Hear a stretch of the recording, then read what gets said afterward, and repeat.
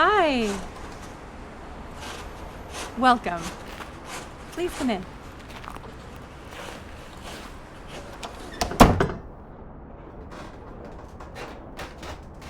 Oh, is it? That's so cozy. Oh, yeah, it is.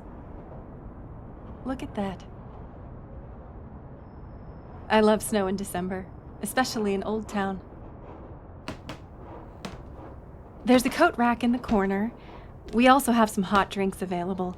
There's single-serve coffee, I think, and hot chocolate packets. Just help yourself to the hot water dispenser there if you need. Are you my 12 o'clock tour? Awesome. Expecting anybody else, or is it just you?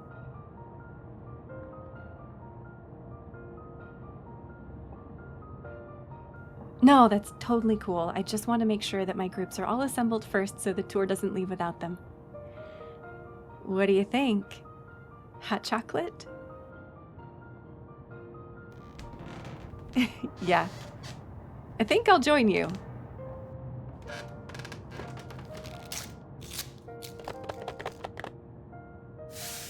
So, are you a native Chicagoan or just visiting?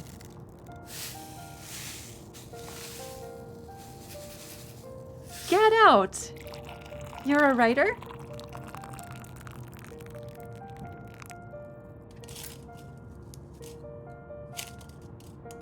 The East Coast. That's super cool.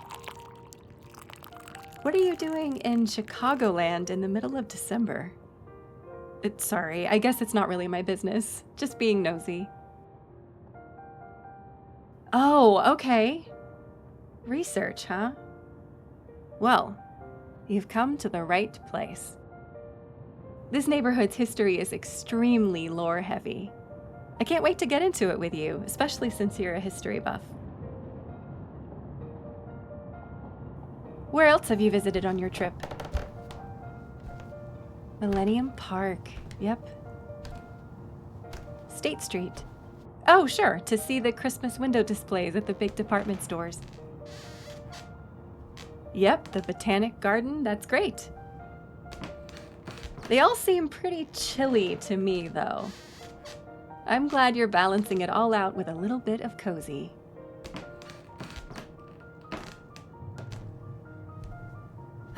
All right. Sufficiently warmed up and ready?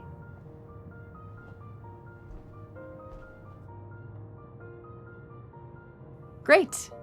Let's get started. My name is Kelsey. I'm a young professional living and working here in the windy and, today, snowy city. I balance several gigs, and among them is this amazing docent position here at the Waverly-Osborne House. This amazing piece of Chicago architecture has captured imaginations all over the world. It has survived 2 births, 1 bankruptcy, 3 renovations, and the Great Chicago Fire. Mostly because the Waverlys bribed a bucket brigade. Allegedly.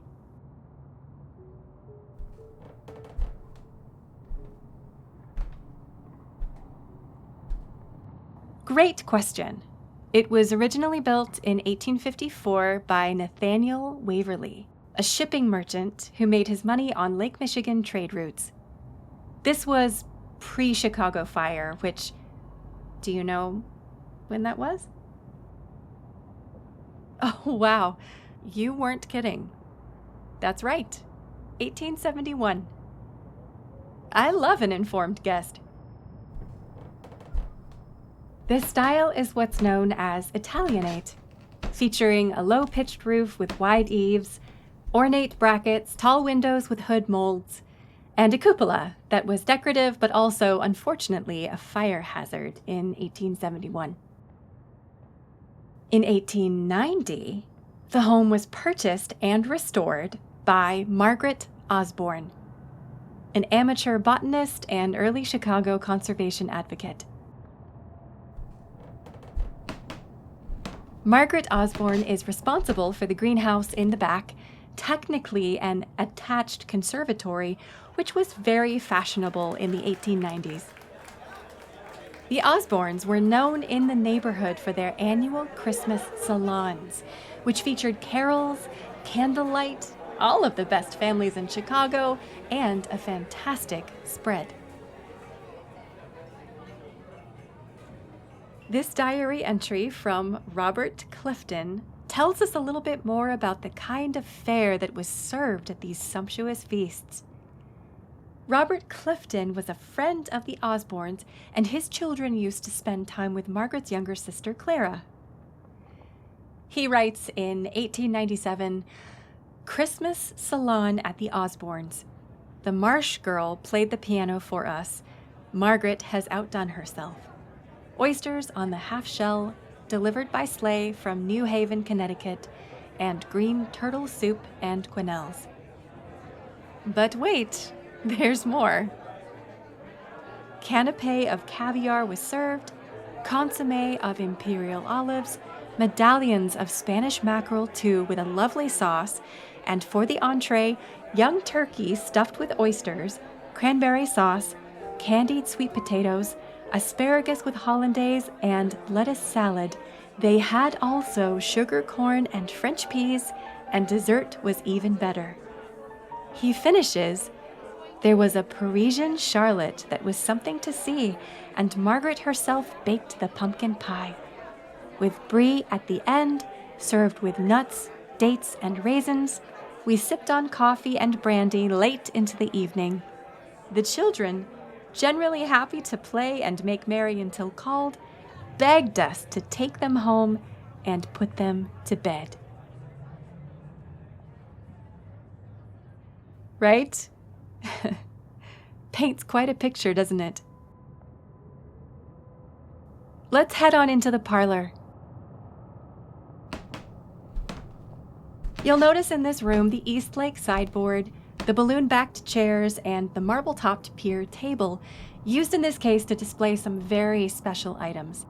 A letter opener that belonged to Margaret Osborne, this lead ink pot, and this wooden cigar box discovered at this site that contained a treasure trove of letters from Margaret's friends and family and filled in, honestly, a lot of the historical facts we know about the Osbornes and even the Waverleys to this day.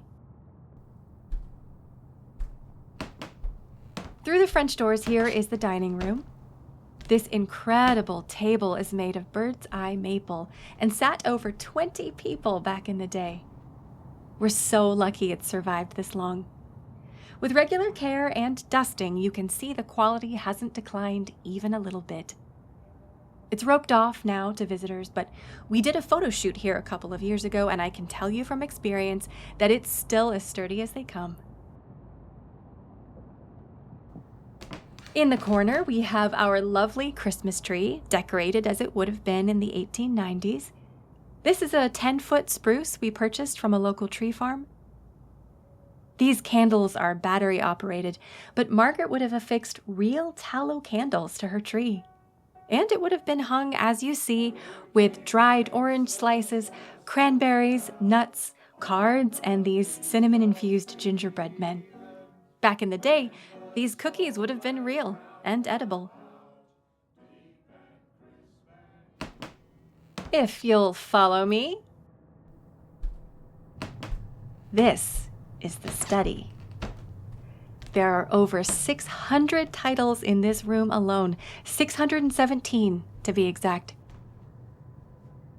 Yes, we actually do have a program where visitors can book an appointment and look through some of these titles in a secure environment with gloves and other protective gear. Our schedule is actually wide open. It's mostly scholars, graduate and postgraduate students, and writers like yourself who access our library, and a lot of people don't know about this program, but now you do.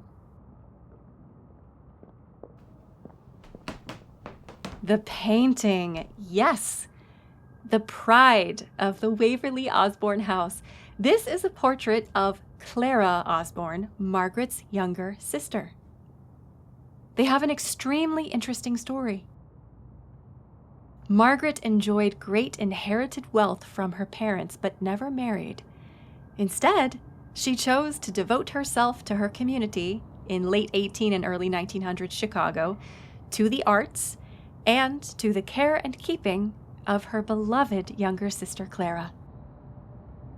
Clara was a whopping 14 years her junior, and it's not clear whether Clara's father was Ralph Osborne, who was Margaret's father, or if she was actually fathered by Edward Kelly Brooks, a young musician Catherine Osborne consorted with in her older age before her death in 1899.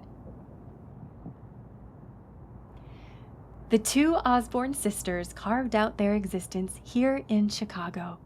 They enjoyed music, reading, plays, botany, herbalism, and art, and even dabbled a little bit in occultism and seances, which was very popular back then.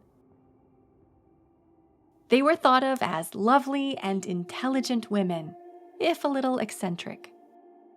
Clara was, unfortunately, not a very healthy young woman, and ultimately passed away at only 18 years of age.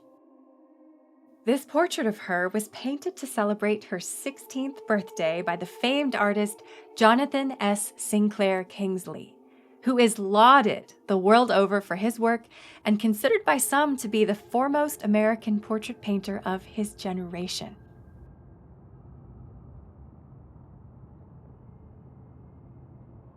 I love questions like this. We know a lot about Margaret and Clara Osborne from the way they kept their home, Margaret's letters, and some of the artifacts we've discovered that belonged to them. What we don't know is the exact landscape of their physical health. Catherine Osborne, their mother, died from tuberculosis. That much is very clear. What killed Clara is under a lot of conjecture. Some historians think that it was tuberculosis, same as her mother.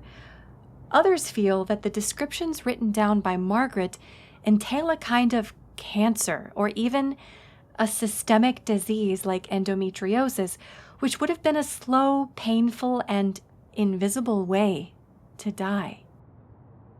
Whatever it was that eventually took her life, doctors at that time did not have the tools to diagnose or to treat it. Margaret wrote this in a letter to one of her friends in Massachusetts. Quote, "Clara is very bad again. She suffers a great deal from these headaches and cannot seem to keep weight on. Food is uninteresting to her. These low moods are exhausting, both for her and for yours truly. Pray for us." End quote. So, it's almost anybody's guess. It's kind of sad. We'll never know, huh? Let's go on upstairs, and I can show you the family bedrooms and guest rooms. The Waverleys didn't do a lot of entertaining, but the Osbornes certainly did. They regularly hosted out-of-town guests, and they did it with style. Margaret Osborne employed local house cleaners, laundry maids, cooks, and even a governess for Clara when she was younger. This collection of portraits here on the wall actually features Clara's young governess, Martha Lindley. Can you guess which one she is? That's right. This is Martha Lindley at approximately 30 years old. Education for women in those days was very different, of course, but not as non-existent as you might think.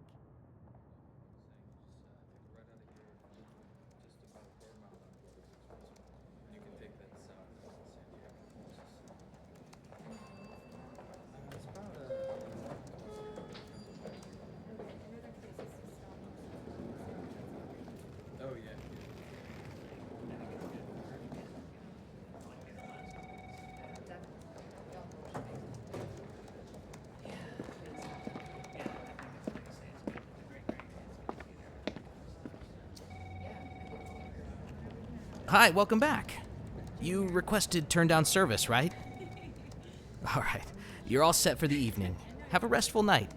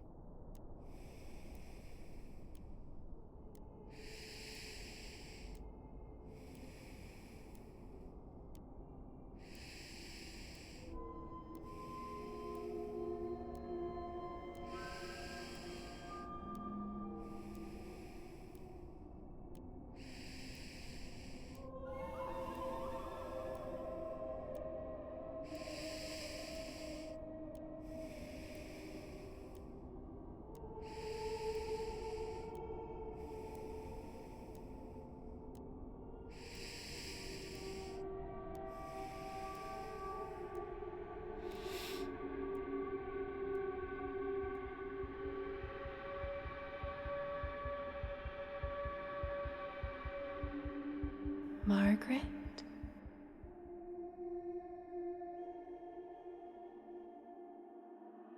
Margaret.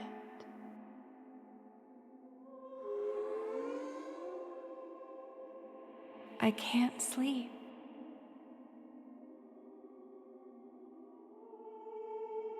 Can I come stay with you?